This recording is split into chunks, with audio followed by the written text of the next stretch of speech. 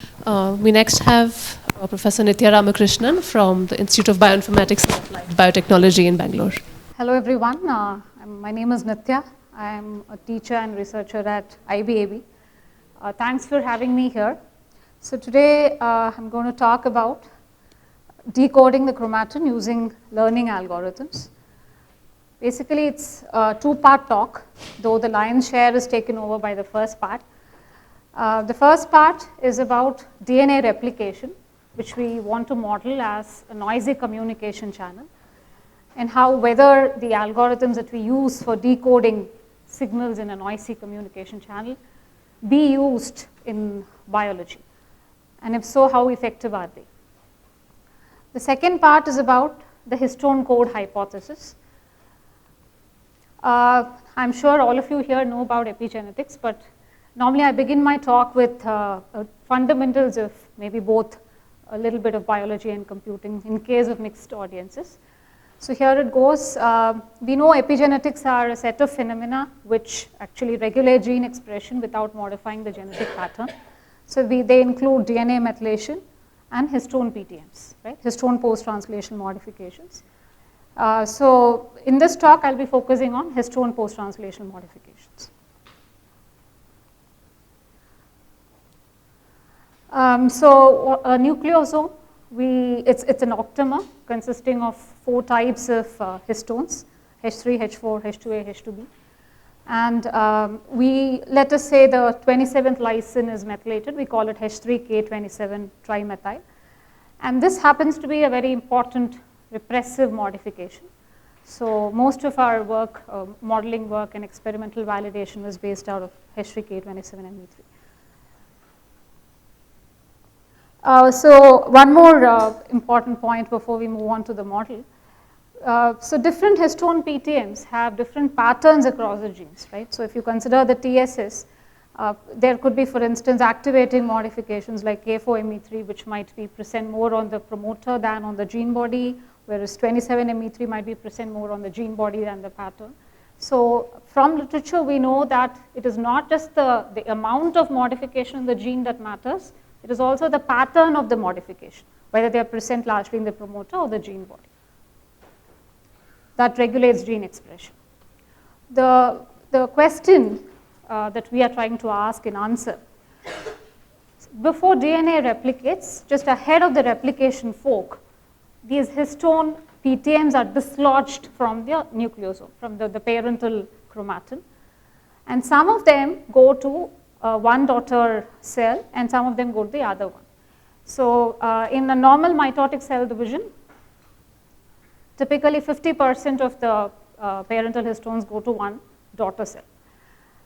So this is actually chaperoned by certain factors like MCM2. Now considering that every daughter chromatin inherits only 50% of the mother's pattern, that is the presence or absence of the modification in certain nucleosomes, how do they actually reconstruct the rest of the pattern? How do they know that this particular portion has to be filled or not filled? So that is a question we want to ask. So let me dig a little deeper. So this is how we first start modeling the mother chromatin as. So assume we have a string and bead model of the chromatin, and we have the star represents the presence of a modification, let us say K27 trimethyl. And without the star, it means it's absent, right? So we have a binary valued, it's a single, it's a Markov model of first order, where 1 represents the presence and 0 represents the absence. So we have parameters alpha and beta denoting the presence of 1 followed by a 1, and 0 is a stretch of 0 followed by a 0. That is, if I am currently in this nucleosome which has a modification, the probability that I will jump into another nucleosome which has 1 as well is alpha. And similarly, if I am in a 0, which is a nucleosome without K27, say, the probability that when I jump to the next nucleosome, it will not have the modification either is beta. So intuitively, when alpha and beta are large, it actually means there's a long stretch of presence and followed by a long stretch of absence, so of the modification. So this is how we model the mother chromatin. So now we go on to a noisy communication channel. So just what happens when we speak over the phone or anything for that matter is it's corrupted by noise, right? So, and then at the receiving end, the decoder has a lot of man-made algorithms which will try to decode the signal as close as possible to the original signal, source signal. So these are all based on principles of information theory, coding theory. Now we apply some of these principles, the same model, to this DNA replication. So what do we know before that, before we model? We know that H3H4, so the nucleosome is an octamer and H3H4 is a tetramer. It exists. Normally in its canonical form, H3 exists as a tetramer. So they are dislodged from the parental chromatin ahead of the replication fork. And the parental tetramers are placed on either of the daughter strands with equal bias. Like I said, if there is no issue or mutation in chaperones, this will be 50%. So each daughter chromatid gets only 50% of the mother's nucleosomes. The rest of them are de novo nucleosomes or coming from a pool which do not have the mark by default. Now the newly formed tetramers should decide, so they are placed adjacent to the parental nucleosomes randomly. Wherever the parental nucleosome was not placed, a newly formed nucleosome is placed. Now the decision has to be made whether the newly formed nucleosome has to be marked or not marked. So these are some of the literature. So this is just a graphical representation of what I just said to make things clearer. So we have a pattern of the mother, a nucleosome with a modification, and a 0 represents a nucleosome without a modification. So when the cell divides, the blue ones represent the parental nucleosomes. As you can see, 50% goes to one daughter and the remaining 50% goes to D2, the other daughter. And in the places where you do not have the parental nucleosomes, the de novo new nucleosomes are present, and by default the new nucleosomes do not have the mark. Now as you can see, immediately upon replication, the pattern of the daughter is drastically different from that of the mother by default because a lot of ones are lost. Now, there are some correction mechanisms that happen. Some enzyme machinery like methylases have to ensure that these zeros are marked. Now, which zeros are to be marked and which zeros should not be marked? So that is a decision. How do the enzyme machinery make that kind of a decision? So let's assume that it makes the decision and we get those corrected patterns. Of course, there's going to be some slight errors. Now we are trying to figure out, using our Markov model of the mother and a noisy communication channel, what happens to the daughter, what are the possible mechanisms that could actually help in filling, and in that case, what could be the error. So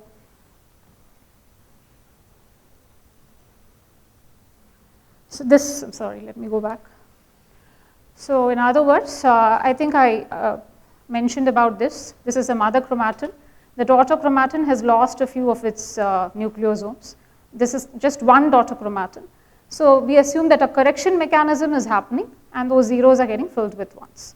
So this is modeled as a noisy communication channel where the noise is nothing but an IID noise. Whenever it's ANDed with M's, you get the daughter. So I mean, if it's a 0 ANDed with the original mother, it's a 0. And then we have a decode, and how exactly does the decoding happen? So this is a Z channel. So the important thing to note is, if it is a 0 in the mother, it's actually a 0 in the daughter. Whereas if it's a 1 in the mother, that is when it becomes either a 1 or a 0 with 50% chance, right? So we form a trellis, and we form the branch matrix and so we use the Viterbi algorithm to figure out what could be the best possible version of the mother, given that this was the noise and this was a daughter. And after using the Viterbi algorithm, we found that we plotted it for different values of alpha and beta. If you recall, alpha and beta represent the statistical properties of the mother chromatin. So when alpha is very high and when beta is very high, the noise level is very less, around just like around 5%. Whereas when it is exactly random, it's like alpha 0.5 and beta 0.5, it's a kind of a random case.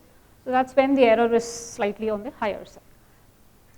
Now, can a biological machinery do something as complex as beta B? This is something we try to ask ourselves, and we also figured out using this phase plot between alpha and beta that in high regions of alpha and high regions of beta, that is, if you see this figure, this part B there. Yeah. So this, in this region, beta B simply behaves as a filling algorithm, but with a threshold. So what it means is, if there are a stretch of nucleosomes in between two ones that fall within a threshold, that is, if it is less than some 6 or k, then it is filled. If it's greater than k, it is not filled. Whereas in this region A, it behaves as a universally filling algorithm. Doesn't matter what k is, if it's even 100 stretch of zeros, it's filled. Because here, as you can see, alpha is very high, which means the original chromatin should have had a lot of ones.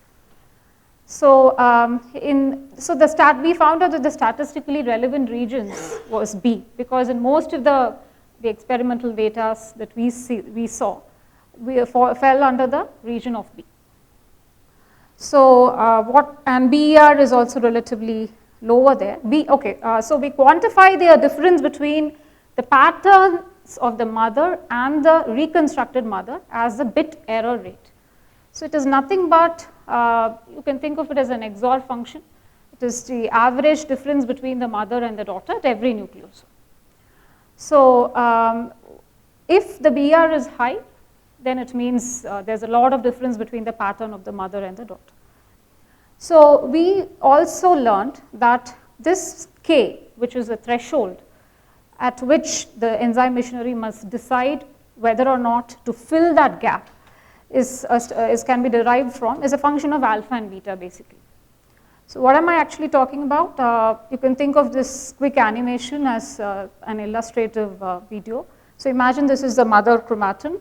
Sorry, this is the daughter chromatin which is newly formed, and we have these many ones coming from the parental chromatin, and the rest of them are de novo nucleosomes, which obviously do not have the mark.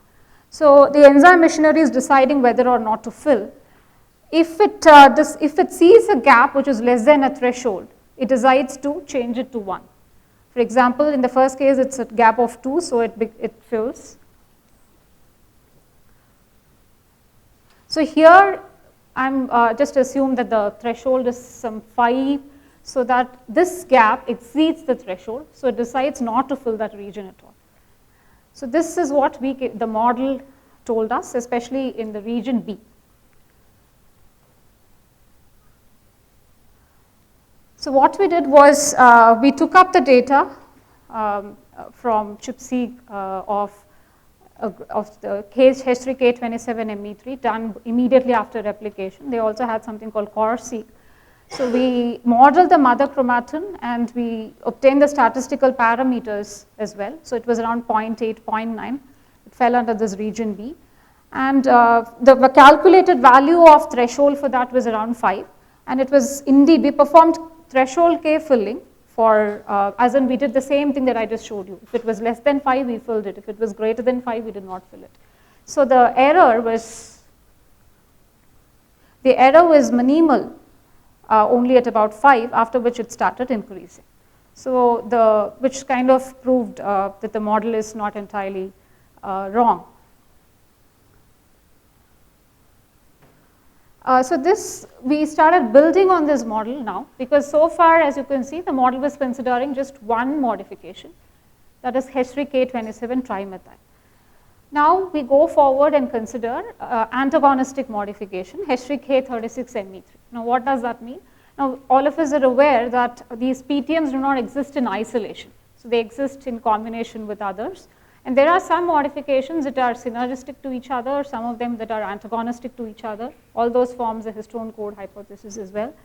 So we are aware that K27ME3 is completely antagonistic to H3K36 trimethyl. While K27ME3 is supposed to be a repressive PTM, K36ME3 is an activating PTM. So we call K27ME3 as PTM-A and 36ME3 as PTM-B.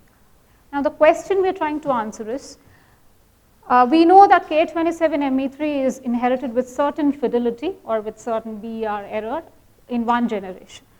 Now when we have another modification in the same chromatin, H3K36 trimethyl, does that actually help in improving the fidelity of K27ME3? If so, by how much? Now instead of one mother, we have two stretches of mother. But these actually, it is not that they are two different chromatins, it is just the same nucleosome which has either MA or MB. Now one of the important things to notice, this model assumes, at this point of time, assumes that there is no nucleosome which has both present. There may be some nucleosomes which have both PTM-A and PTM-B present, referred to as bivalent nucleosomes.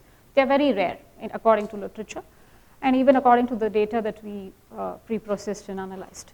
So we have, in addition to A, alpha and beta, we had another parameter called mu. So mu is a measure of antagonism which tells the probability of PTM-B being present when PTM-A is absent. And so remember that this is what I said, the probability of both being present is considered to be 0 in this model. So now the Z channel becomes binary erasure channel here.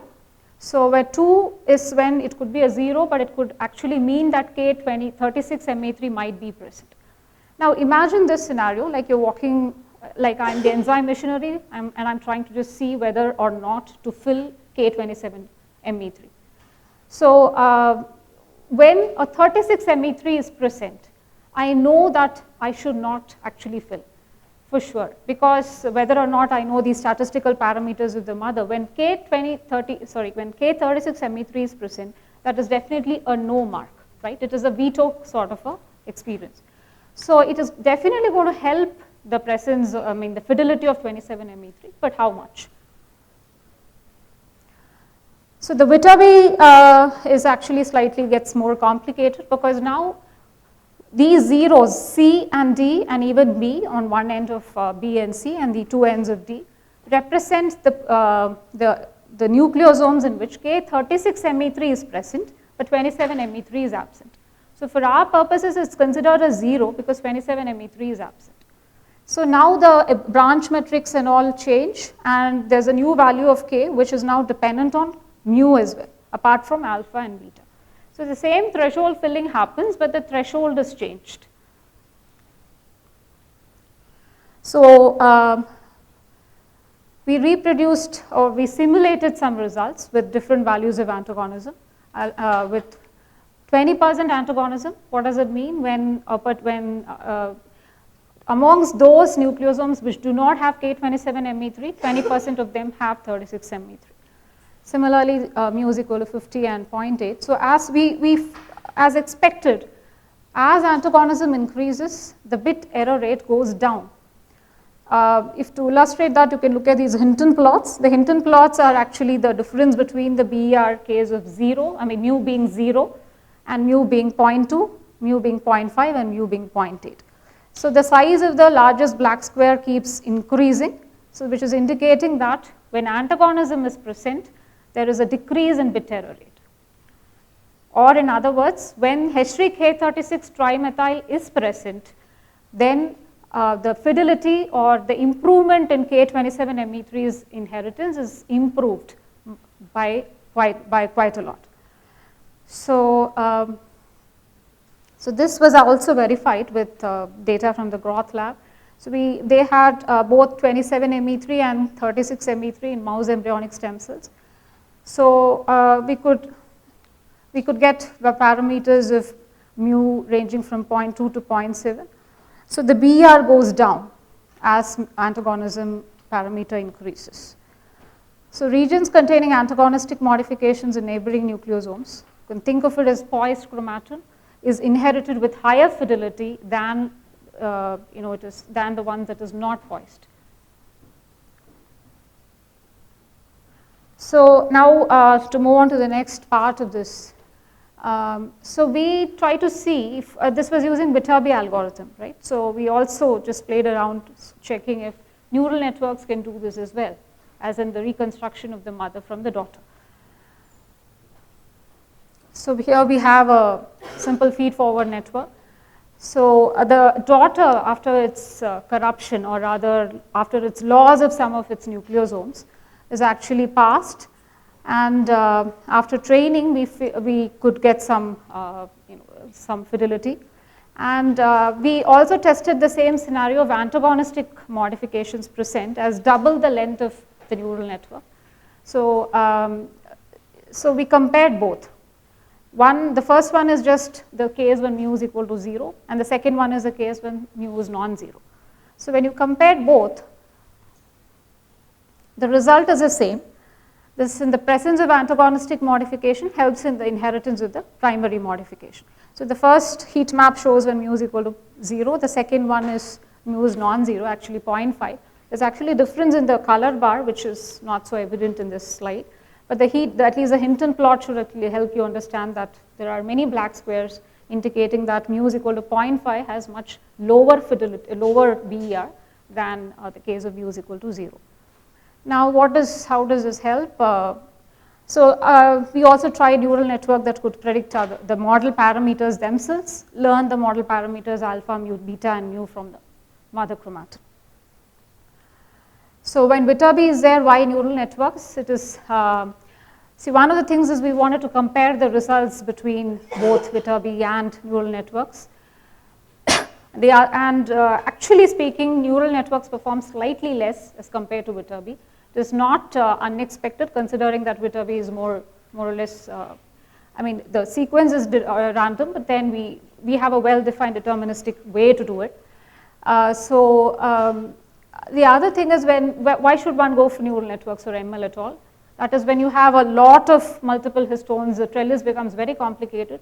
So, because we just don't have two, right? We have multiple histones, some of them having positive effects, some of them having negative effect.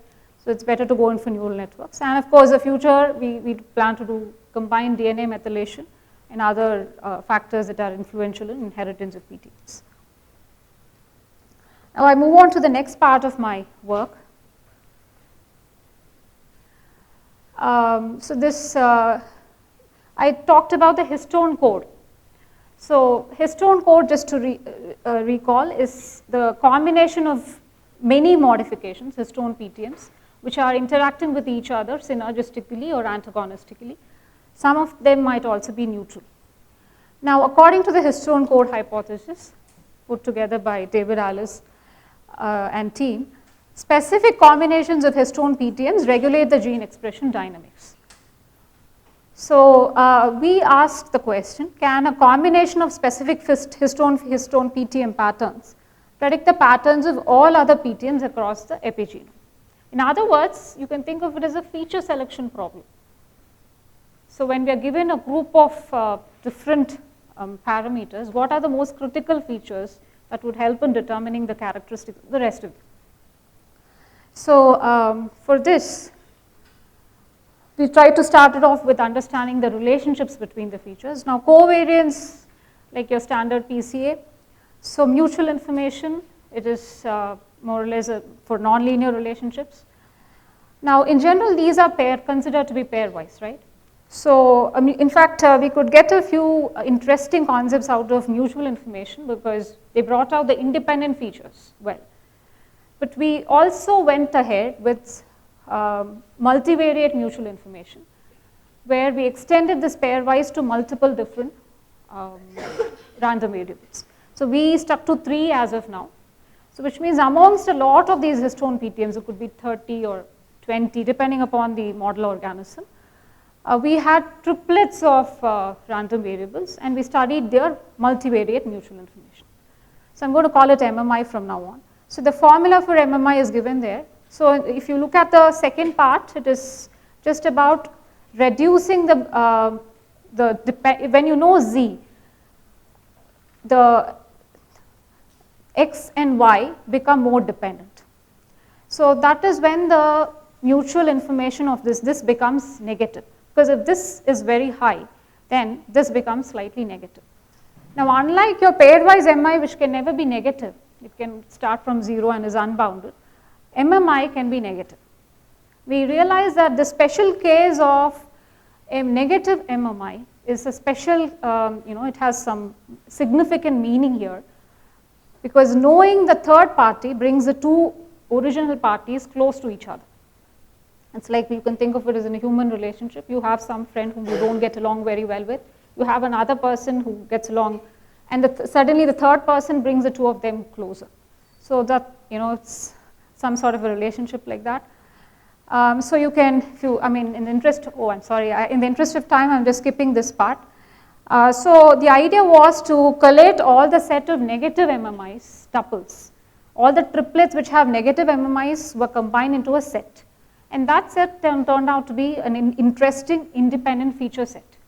So we started predicting the value of the histone PTM, or any histone PTM at a given nucleosome using these features.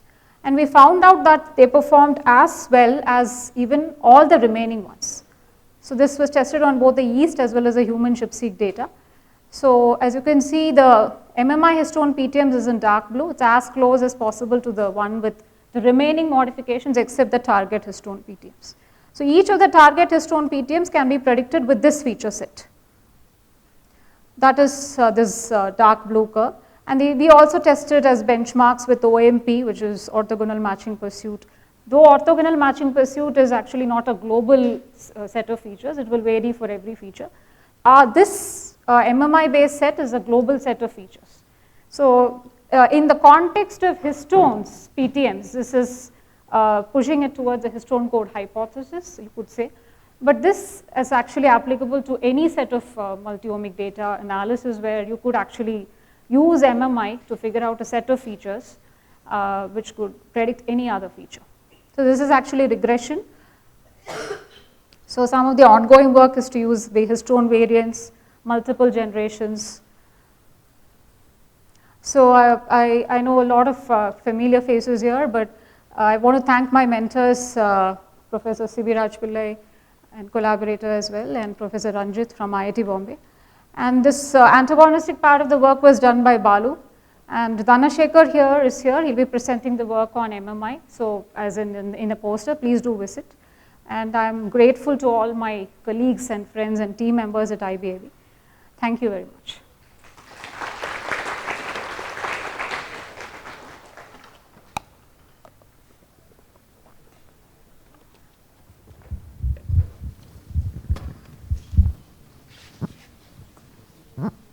I'll get started. Have you thought about extending this to epigenetic modifications, modifications directly on the DNA? Do you think a lot of this would apply directly to that principle as well? Of course that is in the future, but I need to understand the biology a little more to exactly see if the model will fit directly. But my suspicion is that it won't, because I believe biology is too complex for one model to fit everywhere. But yeah, that is in the future, as part of the future work.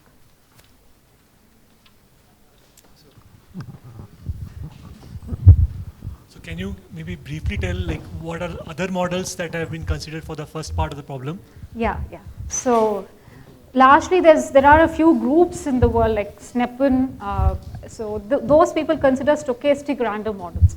So it's like constant methylation, demethylation, acetylation, deacetylation. This leads to bistability in the chromatin is one of their theories. The another one is, so apart from their work again does not exactly predict the pattern. It is also, but it is just about telling whether a chromatin region is bistable or not. But the idea is the same. They also use Markov models and things like that. So our work is more about DNA replication, inheritance as well.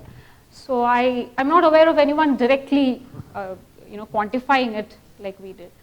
But yeah, very nice talk. So one question, among these marks, right? There is a difference in the width of how the marks sort of bleed through, if I could sort of call it that. So nucleosomal No, linker. just the, if I, for example, in the, at least I'm familiar with the DNA world. So there, if you see the K27 acetylation, it generally is broader as compared to K4ME3, for example, and so on. Does your model, is there a seed point where it starts to nucleate, and do you see any relationship between? No, our model, yeah, it's a good question. There are some models that do nucleation based studies as well. In our model, it all comes down to this alpha beta. So, for example, if you would talk about a promoter modification in which,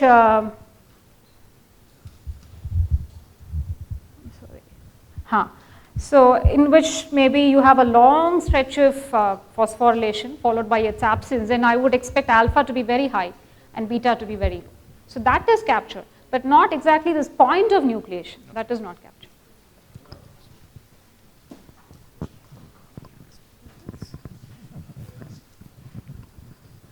Very nice attempt. How do you build the differential affinity of the sequence with respect to histone where nucleation takes place in this model? Because the histone's affinity to the DNA is based on the DNA sequence itself. So how do you, and what are the neighboring sequences? If there are certain repeats, there may be excluding, including. So how you built in this model in replication, post-translational modification to be affected that way? So yeah, it is a very insightful question, but we do not build that relationship between the histones and DNA at this point of time. So what we went by the literature which said the active marks in general, or rather let me start with the passive marks like K27 trimethyl. Before the replication fork, when they are dislodged, they are actually put in the daughter chromatids very close to the proximal to the original replication fork, and whereas the active marks like A4ME3 may be put at a very distal place, but not exactly at the, this binding towards that stretch of nucleosomes is not considered here, but it's something that we may do it in the future. Thank you. Okay. So I have a question here. So, in context of aging, how do you think, we can extend some of these concepts? Yeah, excellent question, because that is what we do right now with my students. So at the end, I had mentioned that, in multiple generations, when we see the epigenetic drift, because for every generation there is a change or there's a bit of a loss of the chromatin's pattern. Even if we consider, now this one thing to remember is this is just the immediate correction mechanism. So there are a host of other secondary mechanisms which also we started studying, like 3.3 variant histones, the presence of DNA methylation working in conjunction with the histone PTMs towards this fidelity. But even given all that, there is some amount of error that happens between every generation. Now we are in replicative aging, like in case of yeast, we see this epigenetic drift as the loss that is accumulated over several generations of replication. So that's actually what we are currently studying as well, modeling this as well. Okay, thank you. We'll move on to the next talk.